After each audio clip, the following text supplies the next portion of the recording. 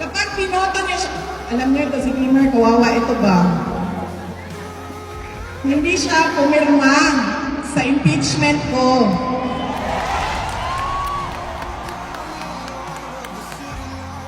At dahil hindi siya pumirma, hindi din siya nabigyan ng budget ng pambili ng boto.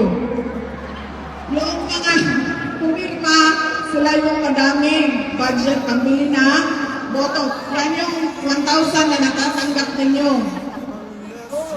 Pangalan ko, ang kapalit nun. Sinira nila ang pangalan ko para sa pambili ng boto. Ito kawawa kasi hindi pumirma, hindi binigyan ng boto. Ngayon, ay hindi binigyan ng budget.